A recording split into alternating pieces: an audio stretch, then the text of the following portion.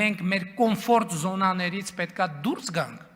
Դա պահանջում է շատ ուշադիր լինել, ինչ ես խոսում, ինչ ես կախում դոշիցդ, ինչ քայլեր ես անում։ Օրինակ, Կտրիչ Ներսիսյանի ուղիղ հրահանգի ենթարկվող Էրիկա, հարգելի գործընկերներ, վերջ։ Դադարեցրեք, շարունակեք, խնդրեմ, պարոն վարչապետ։ Ուղիղ հրահանգին ենթարկվող մի շարք հոգևորականներ, իմ տեսածն եմ ասում, սուրբ եւ անմահ պատարակների ժամանակ խորաններից կոչ են հղում Աստծուն, որ նա պահպանի Արցախի հանրապետությունը։ Այսպիսով եկեղեցին դարձնելով պատերազմի քարոզչության ինստիտուտ։ Սա ընդհանրապես շատ հետաքրքիր ֆենոմեն է։ Այս կոչերը հղում են, հետո ասում են եւ եւս խաղաղության Աստծուն աղաչեցուկ, այսինքն պատերազմի կոչ անելով, Աստծուն պետք չի աղաչել խաղաղության համար, պետք է խաղաղությանը տեր կանգնել, պետք է ջանք գործադրել խաղաղությունը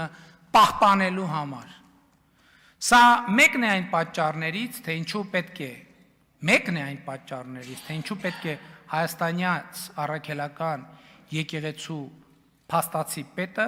հանգստի կոչվի, բայց միակ պատճառը չէ։ Իմ հանձնարարությամբ զեկույց է պատրաստվում հայաստանյաց առաքելական Սուրբ եկեղեցում առաջացած խորը համակարգային ճգնաժամի մասին, որտեղ շարադրվում են տասնյակ փաստեր, որ Կտրիչ Ներսիսյանը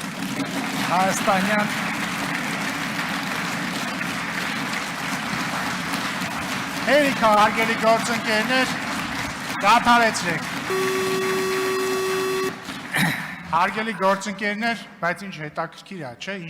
ինչպես վատ պետք է անես քո գործը, որ զբաղեցնես մի գահ, որը կոչվում է ամենայն հայոց, բայց ամեն անգամ, երբ որ քո անունը հնչի, պարակտում մտնի ամեն տեղ։ Ավելի լավ գնահատական քո վատ աշխատանքին հնարավոր չէ տալ։ Շարունակեք, պարոն վարչապետ։ Որ Կտրիչ Ներսիսյանը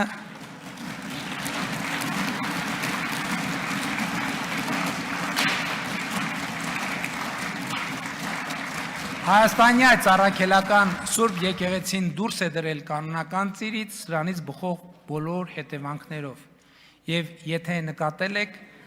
հայաստանյաց առաքելական Սուրբ եկեղեցու բարենորոգման օրակարգը նույնպես տեղ ունի կառավարության գործունեության ծրագրում։